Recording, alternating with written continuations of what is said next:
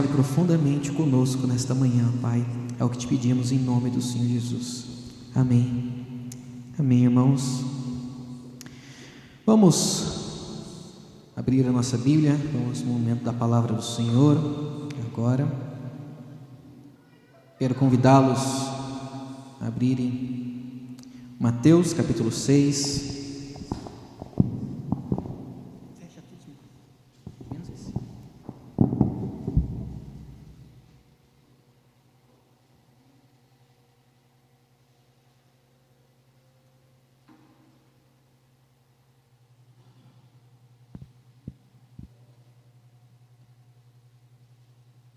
Mateus 6, nós vamos fazer da leitura do 21 até o 24. Antes da leitura, já quero dar as boas-vindas ao Hélito aqui, se nos visita. Seja bem-vindo, Hélito. Está ali também o Irmãos Domingo, não é a primeira vez, já é mais do que de casa.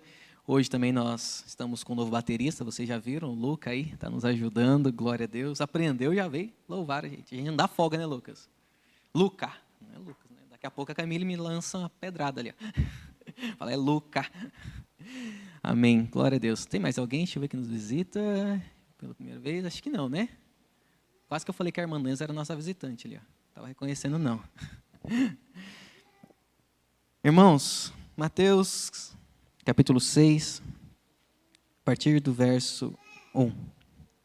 Jesus, ele está no Sermão do Monte, Sermão da Montanha, e lá ele começa dizendo: porque onde estiver o seu tesouro, aí estará também o seu coração. Os olhos são lâmpadas do corpo. Se os seus olhos forem bons, todo o seu corpo será luminoso. Se, porém, os seus olhos forem maus, todo o seu corpo estará em trevas. Portanto, caso a luz que existe em você seja trevas, que grandes trevas serão. Ninguém pode servir a dois senhores, porque ou irá odiar um e amar o outro, ou irá se dedicar a um e desprezar o outro. Você não pode servir a Deus e à riqueza. Amém? Até aí. Você não pode servir a Deus e o dinheiro, ou a Baal. Eu li do verso 1 ao verso 24, onde o Senhor estava mostrando para nós, onde estiver o seu coração, o seu tesouro, ali estará o seu coração. Onde mais você deseja, onde mais você coloca a sua confiança, onde mais você dedica, onde mais aquilo que você considera como valioso em sua vida, ali está o seu amor.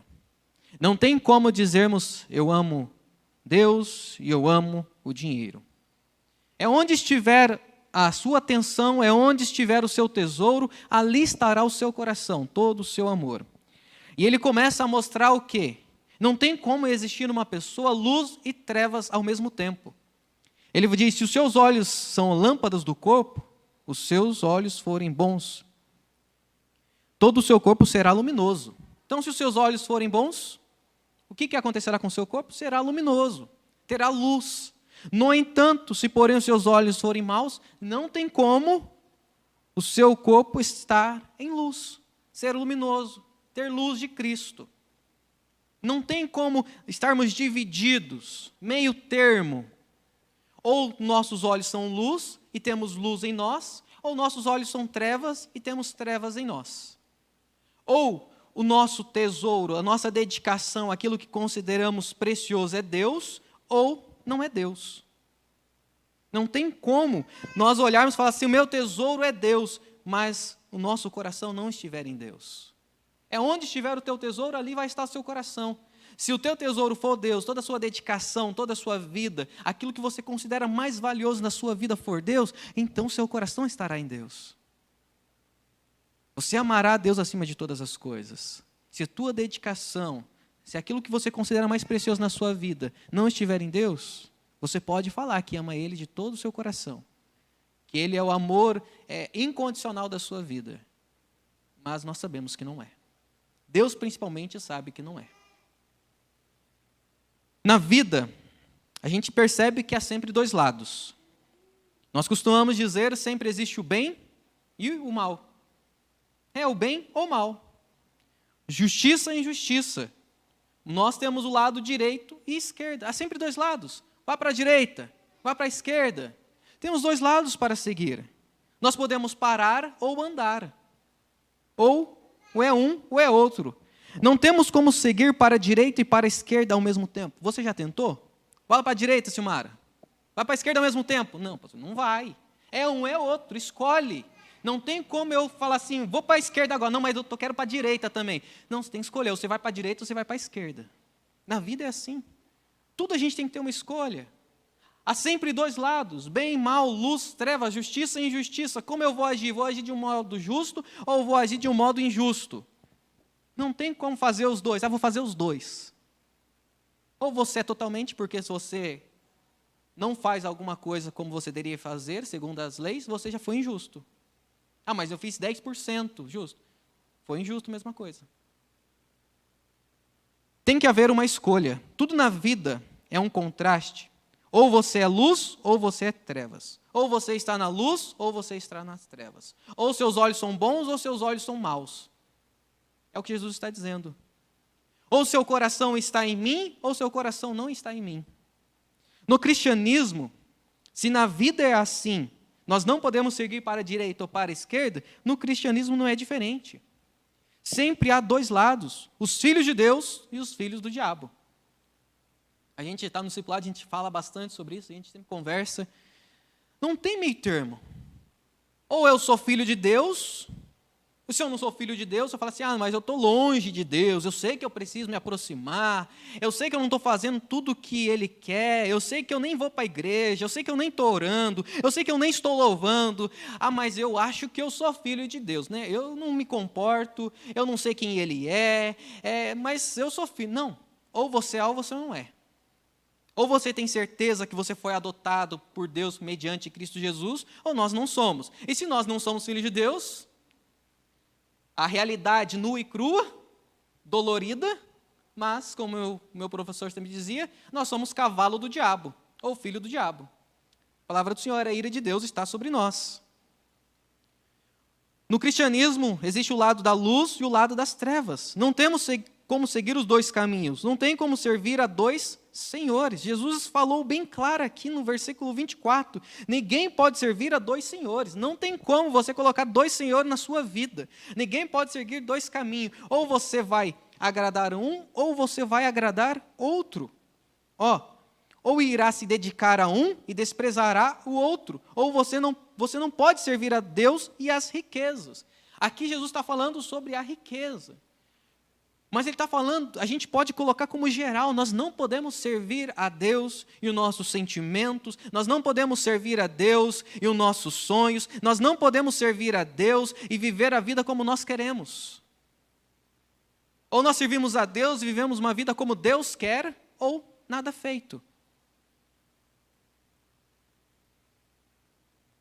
Cumpra os meus mandamentos. O Senhor nos deu todos os mandamentos, toda a sua vontade. E se eu quero agradar a Deus, pastor, como que eu agrado a Deus? Eu amo Ele, eu quero viver uma vida dedicada a Ele. Está na palavra do Senhor.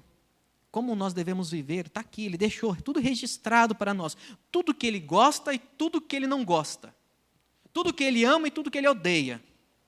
Se você fazer alguma coisa que Ele não gosta, pronto, desagradou. Não existe meio termo. Tem pessoas que querem hoje seguir alguns pontos de um caminho e seguir o outro ponto de outro caminho. Eles querem camuflar o evangelho.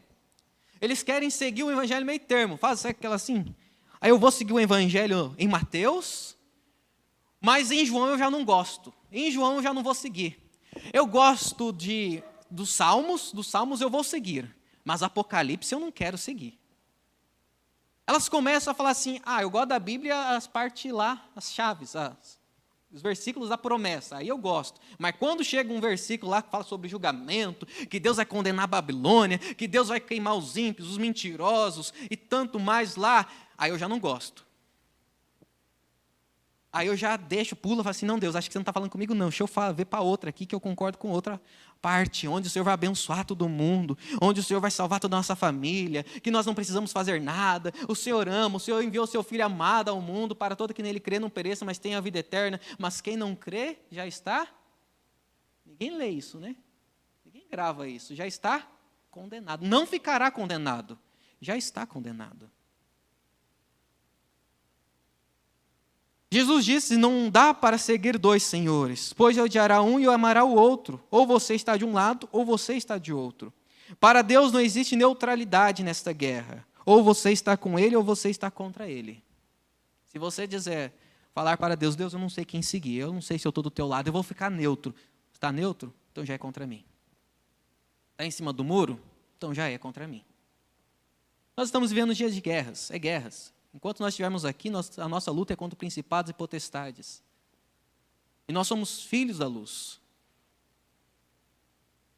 A palavra do Senhor diz que nós fomos tirados do reino das trevas e transportados para o reino da luz.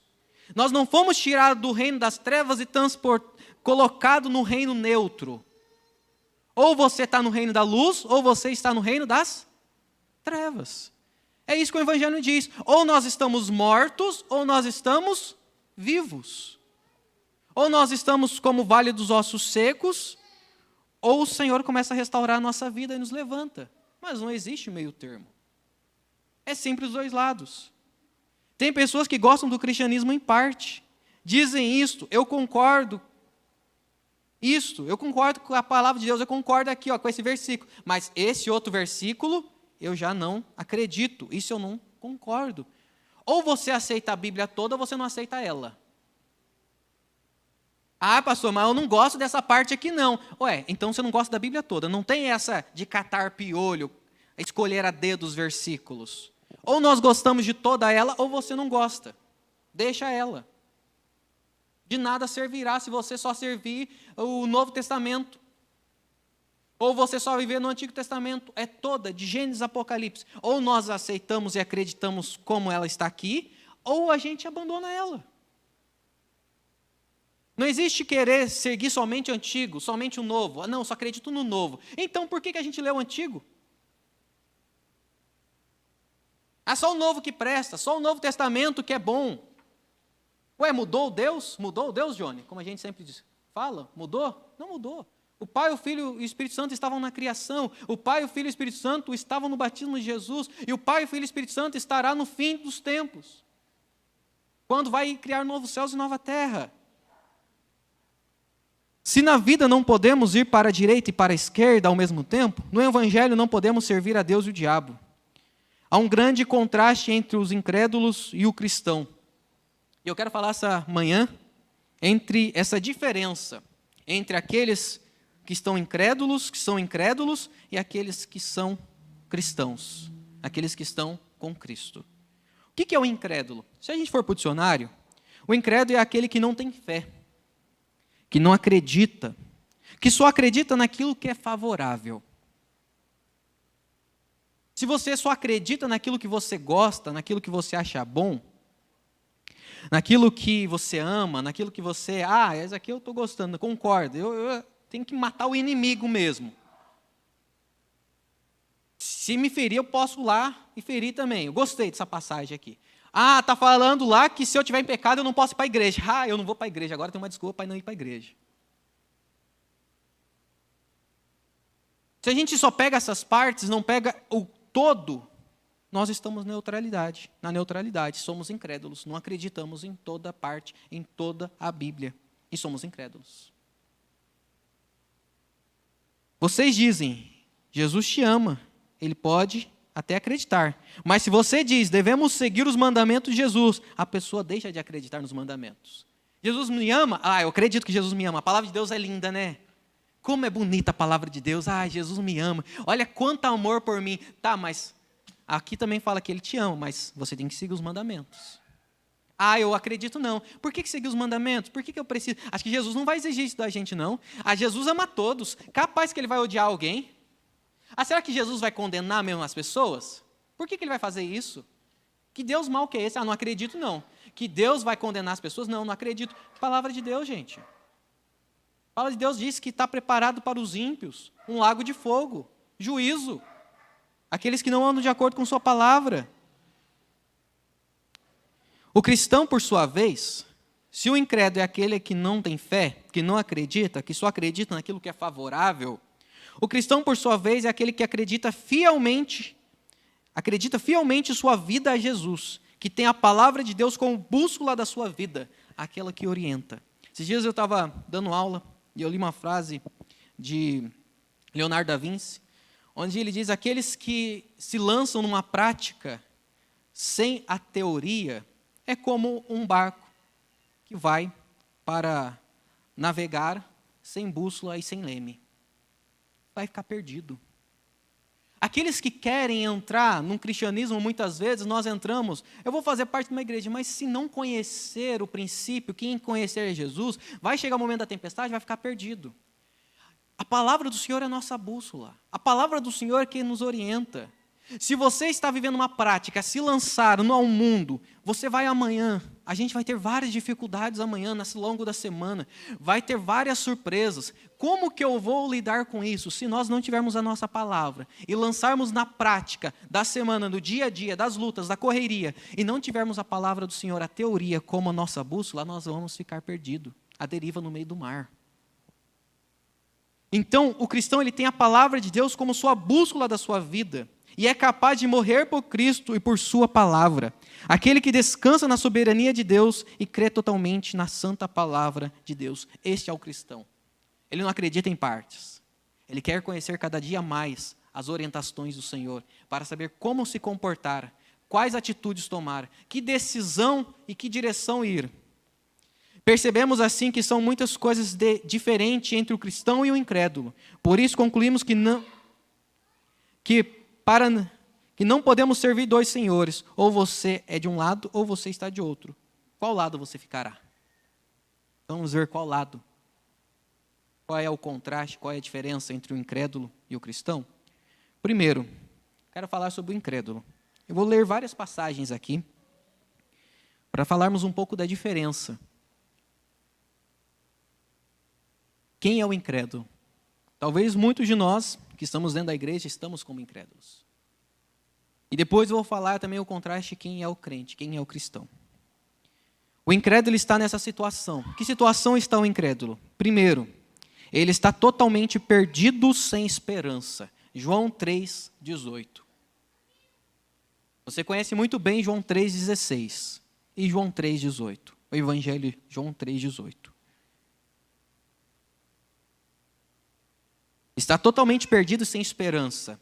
Por quê? Quem não crê, quem não tem fé, quem não acredita na palavra do Senhor. Quem nele crê, não é condenado. Mas quem não crê, já está condenado, por não crer no nome do Filho unigênito de Deus. Por não crer, já está perdido. A situação do incrédulo não é outra, senão estar já condenado, já está sem esperança. Não existe esperança para aqueles que não têm Cristo. Não existe outro veredito para aqueles que não reconhecem Jesus como Filho unigênito do Pai. Se não reconhecer Jesus, não importa se tem uma igreja que faça 1000 boas obras, não importa se a igreja vai lá, consegue ajudar não sei quantas pessoas, consegue criar escolas, não importa. A igreja ela não é uma ONG, em primeiro lugar. A igreja é a igreja do Senhor Jesus. É uma ação missionária de divulgação das boas novas. Claro, não quer dizer que nós não deixaremos de ajudar aquele que tem necessidade, mas não é a nossa primeira missão. A nossa primeira missão é ter Cristo como centro do Evangelho. É revelar Cristo Jesus como centro da nossa vida. E se nós não crermos quem é Jesus, qual que é a nossa situação? Não é outra. Não, pastor, eu já não sei se eu estou no céu ou eu estou condenado. Acho que eu estou com o pezinho nos dois. Não tem o pezinho nos dois. Ou você está com os dois juntos, há uma linha, não tem como você ficar no meio. Tem que escolher. Ou você crer no Filho, quem crê no Filho não é condenado, não será condenado, e quem não crer no Filho já está condenado. Não existe aquele que não está ou está. Eu tô analisando o caso ainda. Deixa eu analisar aqui o caso. Está no processo. Quando você morrer, a gente decide. Não, ou você já está ou já não está. Não é quando. Aqui a justiça de Deus aqui é rápida. O veredito é rápido. Ou hoje nós estamos ou não estamos. E aí, como está a sua vida? Você está ou não está condenado? Segundo ponto do incrédulo, primeiro, ele está totalmente perdido, sem esperança. E segundo, morto em seus delitos e pecados. Efésios 2:1, Paulo vai dizer: vocês estavam mortos em suas transgressões e pecado. Paulo está escrevendo para a igreja, da igreja de Éfeso. E Paulo está relatando aqui o contraste entre aqueles que estão em Cristo e aqueles que não estão em Cristo. A da vida nossa quando nós não tínhamos Cristo, agora da vida que nós temos em Cristo. E Paulo fala assim: vocês estavam, qual situação? Vocês não estavam morto-vivo, vocês não estavam em coma. Como alguns dizem, você estava perdido lá no meio do mar, Deus jogou o salva-vidas, só que você tem que pegar a boia. Um morto pega a boia? Adianta jogar a boia lá, Mateus? A pessoa está morta lá no mar, boiando. Você fala assim: deixa eu salvar ele, vai lá, segura a boia, vem, salva-se. Tem igreja que diz isso, né? Deus morreu, Jesus morreu por nós, mas você tem que pegar a boia. Mas como que eu vou pegar a boia se eu estou morto? Não tem como. Então qual que era a nossa situação? Mortos, incapazes, cegos, surdos, sem vida. Por causa do quê? Por causa dos nossos pecados.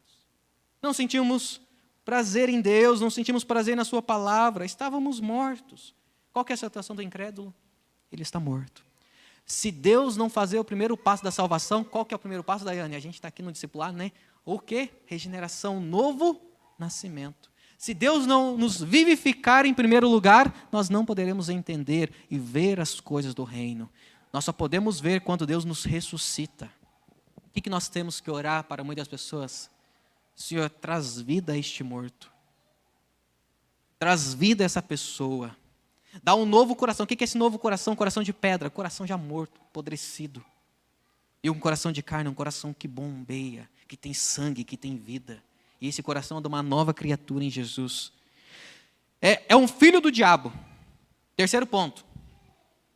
As características do incrédulo. Ele está totalmente perdido, sem esperança, está morto sem os delitos e pecados, e é um filho do diabo. João 8,44. Olha, pastor, está ruim hoje, hein? Falando que as pessoas são filhos do diabo, não tem meio termo, não sou eu. Eu queria que tivesse meio termo ali, mais ou menos. Seria mais aceitável o evangelho, né? Mas não tem. A palavra do Senhor é nua e crua. Doa quem doer. Goste ou não gostando, é essa a palavra de Deus. João 8, 44. Vocês percebem ao pai de vocês? O diabo quer realizar o desejo dele. Ele foi homicida desde o princípio e não se apegou à verdade, pois não há verdade nele. Quando mentem, fala a sua própria língua, pois é mentiroso e pai da mentira. O que Jesus está dizendo ali? Vocês percebem ao pai de vocês, o diabo, e querem realizar o desejo dele. Vocês querem realizar o pai de vocês, o desejo do pai de vocês. Aquele que foi homicida desde o princípio. Quando mentem, fala a sua própria língua. Fala a língua do diabo, pois ele é mentiroso e pai da mentira. E quando vocês mentem, vocês estão dizendo: eu estou seguindo meu pai, eu sou o filho dele. O diabo, sim, é pai. E ele tem os seus filhos, aqueles que não andam de acordo com a palavra do Senhor. Os incrédulos também estão sobre a ira de Deus. Credo? Deus odeia as pessoas? Estão sobre a ira. Estão sobre a ira de Deus. João 3,36.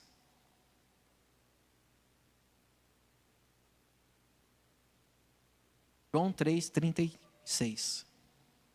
Quem crê no Filho tem a vida eterna. Já quem rejeita o Filho não verá a vida, mas a ira de Deus ficará sobre ele. É o que está aí? Não. Permanece sobre ele. Não vai ser, a ira de Deus não vai estar sobre ele, a ira de Deus só vai permanecer sobre ele. Sem Cristo, não adianta eu falar, não, Deus não tem ira contra você. Capaz, Deus é amor incondicional. Deus ama todo mundo, viva como você quiser, não precisa mudar a sua vida, não precisa mudar o seu modo de vestir, não precisa mudar o seu modo de falar, não precisa mudar os seus pensamentos, não precisa mudar a sua prática. Deus te ama do jeitinho que você é a obra-prima de Deus. Deus não ira com ninguém. Já viu um pai irado com seu filho muito tempo? Não, daqui a pouco ele se ira, mas daqui a pouco ele agrada, ele ama. Aqui fala, se você não crer no Filho, a ira de Deus só vai permanecer em você. Você já está com ela. E se você não crer no Filho, ela vai permanecer. Você está debaixo da ira de Deus. A sua esperança está no juízo severo. A sua espera está a um juízo severo. Hebreus 9, 27. Da mesma forma como o homem está destinado a morrer uma vez, e depois disso, enfrentar o juízo. Qual que é a espera do incrédulo? Enfrentar um juízo severo. O nosso medo não é dessa morte, essa primeira morte. O nosso medo é da segunda morte. Aqueles que terão que enfrentar o juízo do Senhor. E qual que é esse juízo? Por último, última característica do incrédulo. O lago de fogo é o seu castigo. Apocalipse 21, 8. Mas os covardes, os incrédulos, olha lá, 21, 8. Mas os covardes, os incrédulos, os depravados, os assassinos, os que cometem imoralidade sexual, os que praticam feitiçaria, os idólatras e todos os mentirosos, o lugar deles será o lago de fogo, que arde com enxofre. Esta é a segunda morte. Essa que nós devemos temer. Essa é a situação do incrédulo. Essa é a situação de quem está nas trevas. E agora, bem rapidamente, quero falar qual é a situação do crente. Primeiro ponto, o crente ele foi salvo pela graça do Senhor e não pelas suas obras. Nós estamos numa condição de gratidão. Nós estamos numa condição de receber cada dia mais a graça do Senhor. Entender que nós não somos merecedores. O apóstolo Paulo, em Éfeso, capítulo 2, versículo 8 e versículo 9, vai dizer: pois vocês foram salvos, vocês são salvos pela graça, por meio da fé. E essa fé não vem de vós, é um dom de Deus, que Ele nos deu. Deus nos deu a fé, e por meio da fé nós podemos ser salvos. Isso vem dEle. Então qual que é a nossa condição? Estar debaixo da graça do Senhor. Estar salvos não pelo nosso mérito, mas salvos pelo mérito de Cristo. Salvo pelo nosso Senhor Jesus. Não por obras, para que ninguém se glorie. Na salvação, não há exaltação do homem. Na nossa salvação não posso dizer glória a mim porque eu sou melhor do que o outro. Na salvação só existe o quê? Obrigado, Senhor, porque mesmo sem merecer, o Senhor me escolheu, o Senhor me vivificou, o Senhor me deu fé. E por meio dessa fé é que nós podemos ser salvos. Segundo ponto, maravilhoso, está em João 1,12. É um filho e herdeiro de Deus. Se o incrédulo, ele não é filho de Deus, ele é filho de quem? Do capiroto, do chifrudo, do cabeça vermelha, do diabo, de Satanás, qual nome você quiser dar para ele. O cristão, o evangelho de João capítulo 1, versículo 12, ele é filho e herdeiro de Deus. Olha o que diz lá: contudo, aos que o receberam, aos que creram em seu nome, creram em seu nome, receberam a palavra, receberam o evangelho e creram. Não é só receber a palavra, mas você vai sair daqui hoje, receberam a palavra? Recebi, pastor. Você creu na palavra? Não criei, então não adiantou nada.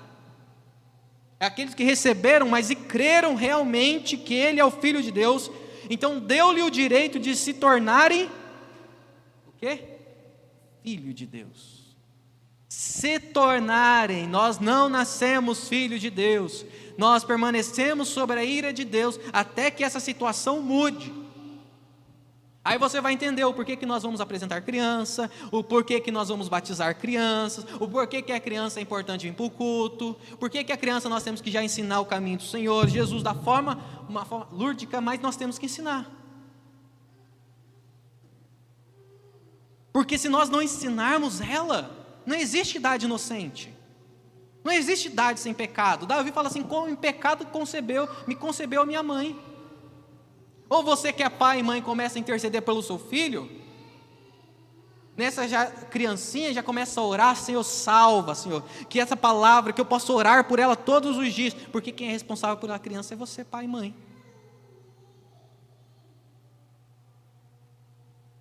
Então aqueles que recebem, creem no nome de Jesus, deu-lhe o direito de se tornarem filho, agora vão se tornar filho de Deus, porque antes não era, mas agora se torna, porque vocês creem em Jesus. Sem Jesus não tem como me tornar filho de Deus. Uma igreja, uma religião que não fala que Jesus é o Filho de Deus, permanece sob a ira de Deus. Pode ser uma religião mais linda do mundo, pode ser uma igreja magnífica, pode ter o melhor louvor, os melhores bancos, melhores iluminação, pode fazer o impacto no mundo, pode ter 10 mil, 12 mil pessoas, cristãos, membros, mas se não fala de Jesus, estão sobre a ira de Deus.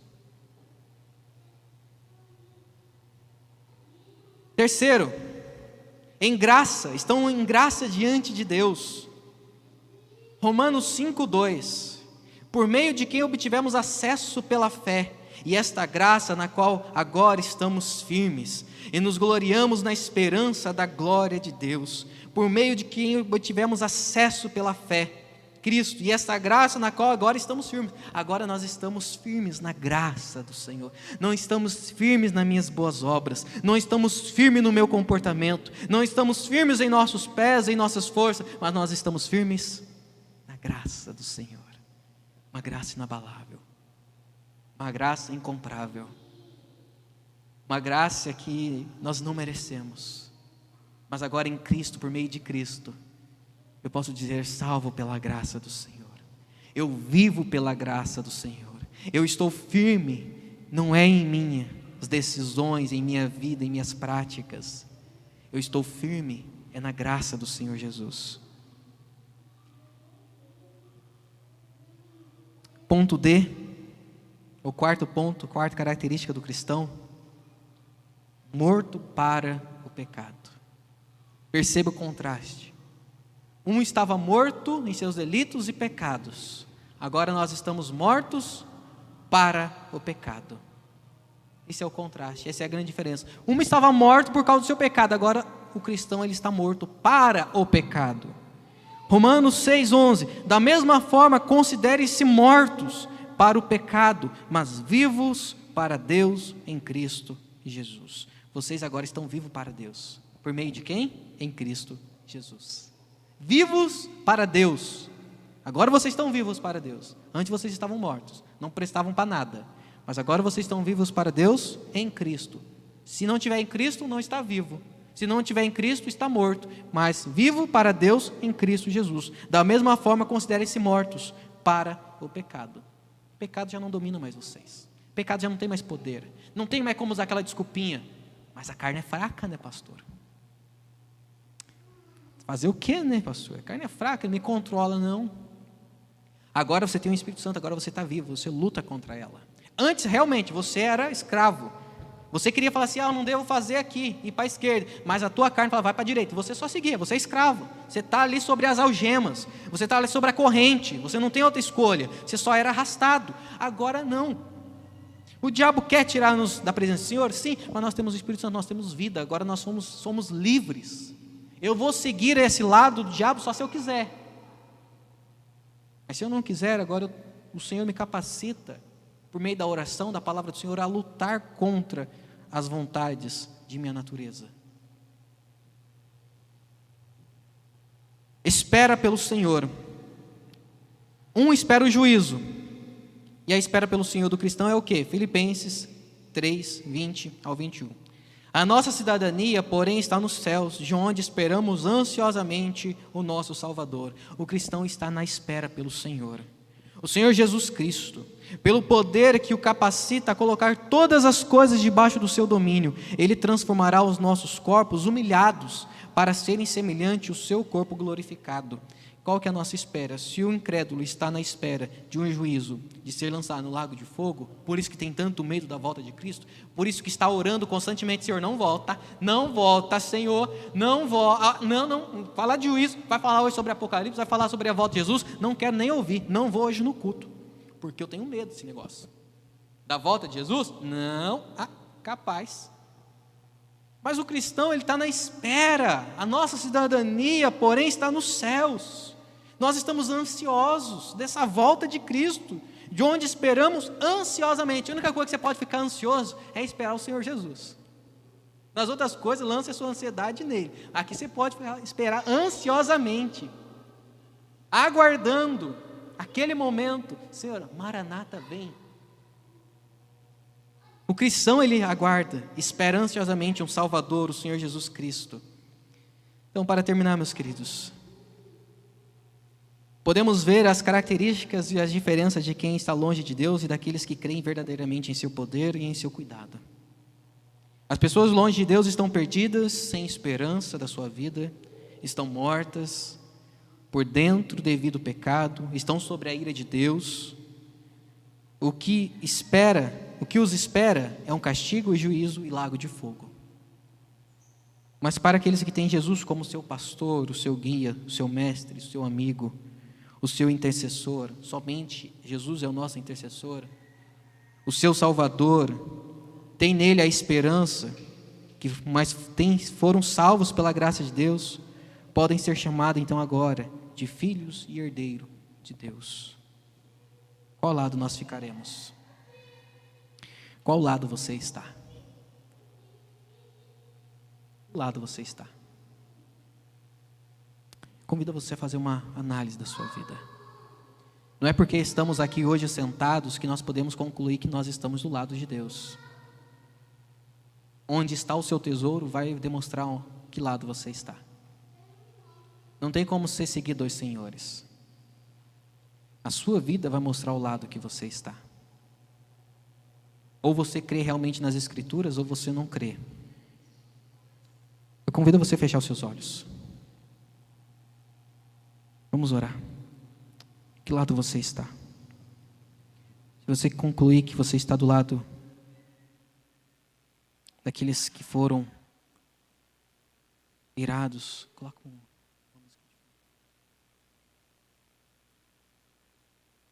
Eu peço para você que você ore: Senhor, eu não quero mais ficar desse lado das trevas. Eu quero estar contigo, ó Pai. Eu cansei de não ter mais esperança. Eu cansei, Deus, eu estou morto. Não quero ser chamado filho do diabo, eu quero ser filho de Deus, eu quero ser herdeiro de Deus. Eu não quero estar sobre a sua ira, ó Pai. Eu quero estar fundamentado em sua graça. Eu não quero que a espera seja o juízo severo sobre a minha vida, mas eu quero a espera seja a minha cidade celestial.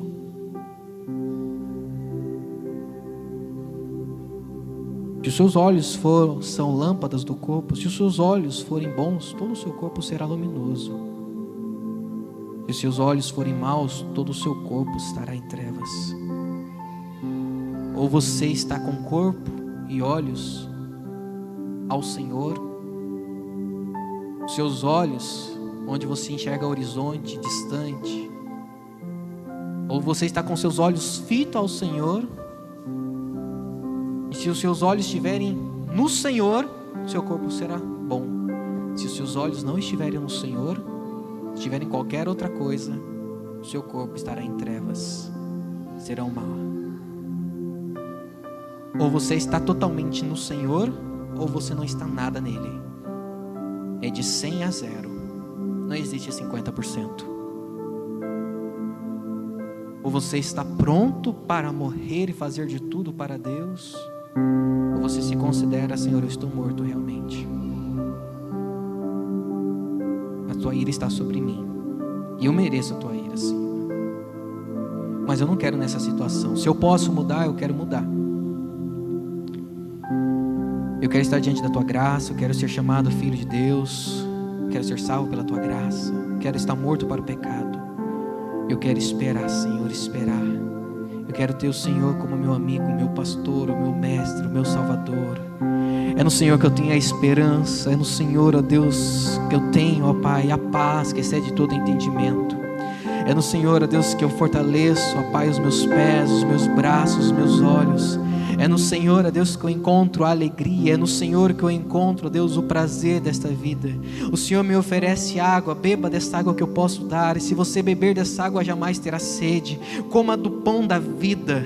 Esse pão é a minha carne, seja a minha carne, seja a minha igreja, seja a minha noiva. Que nós possamos ser a noiva do Cordeiro, a noiva de Jesus, aquela que espera ansiosamente pela volta do seu noivo. Que nós possamos ser instrumentos nas mãos do nosso Salvador. Usa-me, Senhor, como bem tu queres. Ó Pai, que o Senhor vivifique a tua igreja, que o Senhor, ó Deus, desperte o teu povo, desperte a tua igreja, Senhor. Ou nós começamos a levar esse cristianismo a sério, ou tudo que nós fazemos meia boca, Senhor, de nada vale.